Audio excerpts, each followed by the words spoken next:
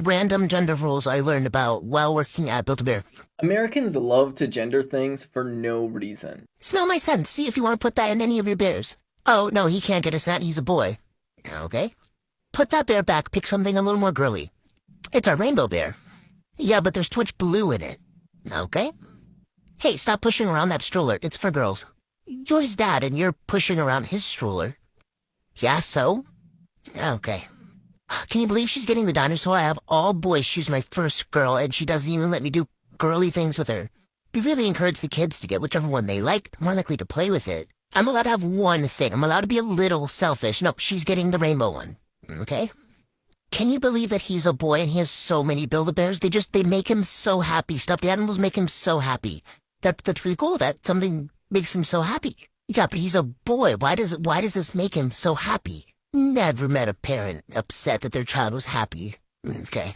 So this TikTok by Grizzly Acorn points out some of the ridiculous things that parents have said to them while they've worked at Build-A-Bear Workshop. And it's really funny because it just goes to show how many different things people have gendered in their minds when really they shouldn't be. As well as this mentality among parents within the United States of America that children should somehow conform to gender standards and should be rigidly compliant with everything that their parents want them to not only do, but also to be happy or sad about. Quite literally, many American parents view their children as property, and they think that they should be the ones that are not only allowed to police the behavior of their children, but also their interests and hobbies and things like that. And this kind of speaks to what right-wingers touch on whenever they try to instill some sort of panic about queer folks existing. One central issue is that they always try to say, oh, they're trying to turn your kids queer, which really boils down to a lot of right-wing parents have this idea of children as property, and they are afraid of the idea of their children growing up to be their own person.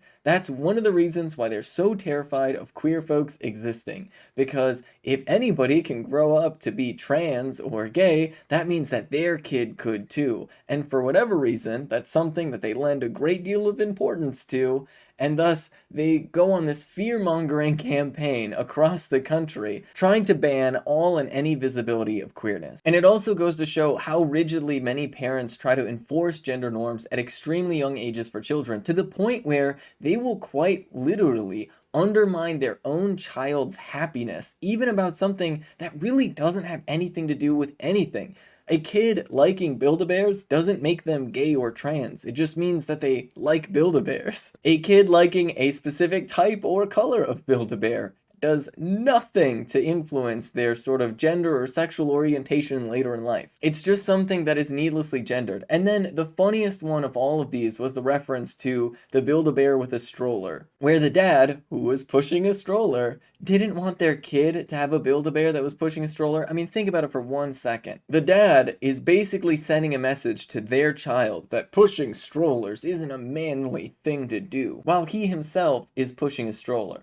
He is quite literally trying to separate himself from his own role of parenting because, look, children just like to emulate their parents. Children love mimicking behavior. It's a critical way that people learn social interactions. It's very, very important to children's development that they do these mimicking behaviors. And so this kid could literally just be like, I want to be just like my dad. My dad's pushing a stroller. He's trying to be a good parent here, so maybe I should emulate that behavior so that I can learn, so that when I grow up, maybe I'll be a good parent too. But no, the dad is like, no, parenting is not manly at all whatsoever. You can't push a stroller around because heaven forbid you have a positive association with taking care of any hypothetical children you might have decades in the future. And this just goes to show how embarrassing and ridiculous all of these rigid stereotypes and notions of gender really are. Fundamentally, it is about policing people's behavior. It is about treating children as though they are property and should plan their entire lives according to the will of their parents. And this also plays a major role in why so many American parents feel comfortable abusing their children.